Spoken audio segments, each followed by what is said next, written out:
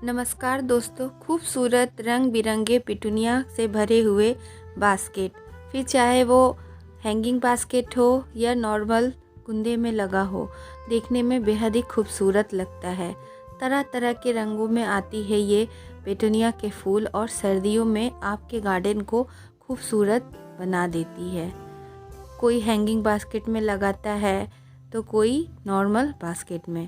तो आज की वीडियो में मैं आप सभी को नर्सरी वाले जिस तरह से अपने हैंगिंग बास्केट को लाइट वेट बनाते हैं और किस तरह की सॉइल मीडिया में लगाते हैं, उसकी ग्रोथ इस तरह से अच्छी निकल कर आती है। तो आज मैं आप सभी को भी वही टिप्स दूंगी, हल्की फुल्की बास्केट बनाना बताऊंगी पिटूनिया की, जिससे कि आप सभी भी बहुत ही अच्छी लाइट वेट पिटूनिया की हैंगिंग बास्केट बनाकर अपने गार्डन को खूबसूरत बनाएं। तो वीडियो फुल देखिएगा।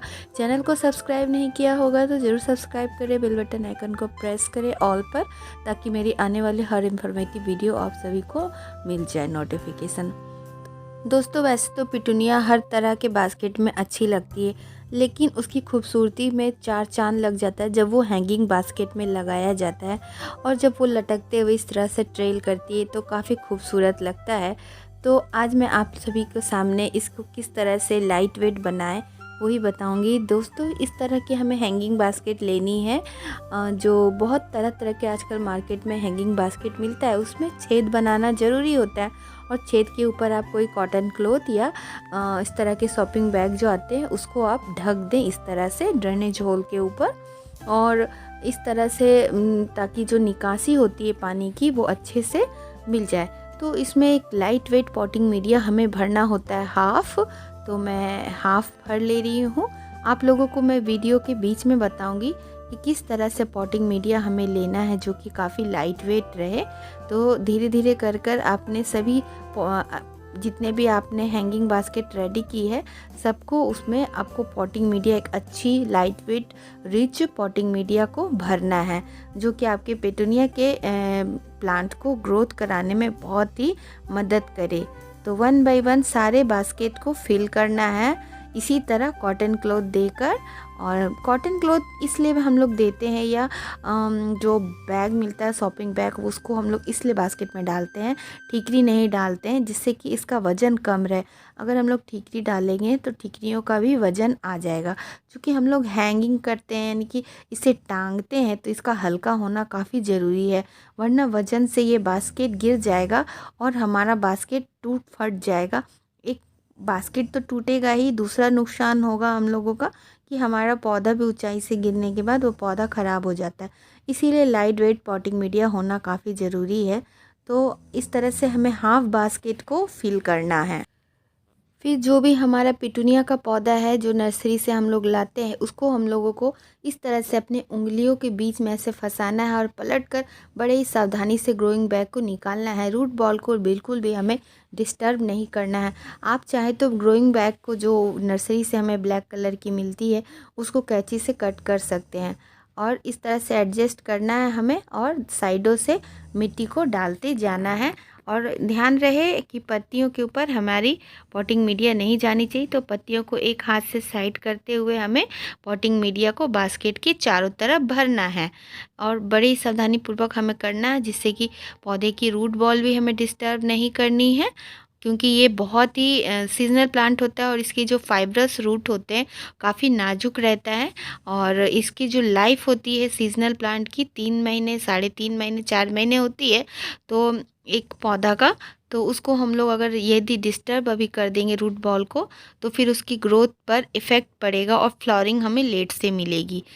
इस तरह से देखिए उंगलियों को फंसाना है और आराम से ग्रोइंग बैग निकल जाता है। बस थोड़ी देर हमें इस तरह से संभाल कर डालना है और ध्यान रहे कि किसी भी तरह से हमें रूट बॉल को डिस्टर्ब नहीं करना है। दोस्तों, पिटूनिया की जो पत्तियां होती है वो फ्लैसी होती हैं, यानी कि उसमें थोड़ी सी पानी स्टोर रहता है। उसकी पत्तियां हल्की मोटाई लिए होती है, थोड़ा सक्लेंट टाइप का इसका पत्ती होता है। इसीलिए पिटूनिया के पत्तियों के ऊपर ज़्यादा हमें पानी नहीं पड़ने देना चाहिए और इसे फुल डे की सनलाइट में रखनी चाहिए।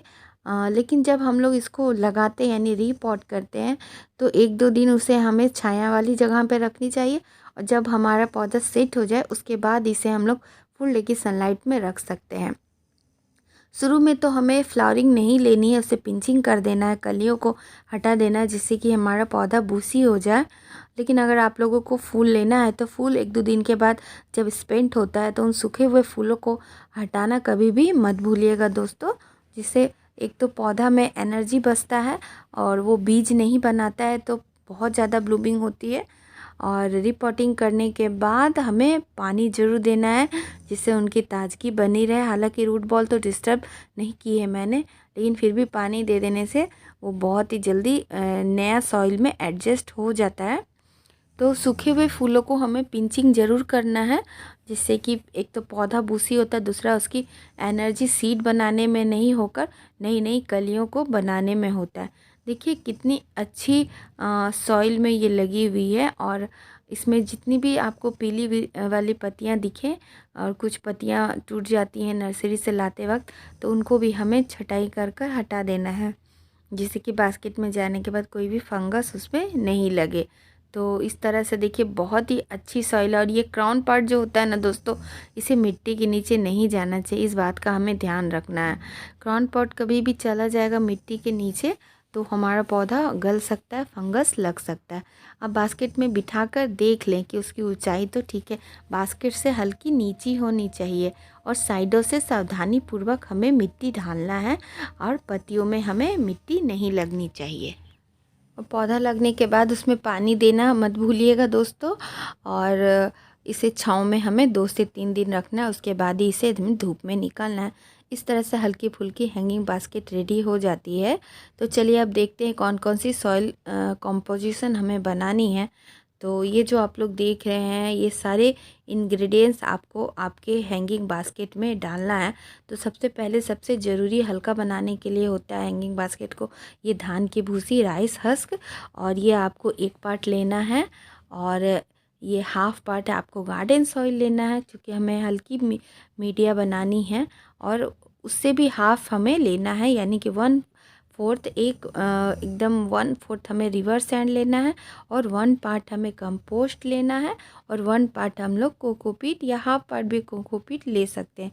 इस तरह से आपकी हैंगिंग बास्केट बहुत ही हल्की बनेगी, यानी कि आप सबसे ज़्यादा राइस हस्क और कंपोस्ट एक बराबर मात्रा में रखिएगा, उससे कम गार्डन सॉइल और उससे कम रिवर सैंड लेना है। फिर 1 चम्मच आप पर पॉट के हिसाब से नीम खली लेंगे। नीम खली से फंगस नहीं लगता है और एनपीके की मात्रा होती है।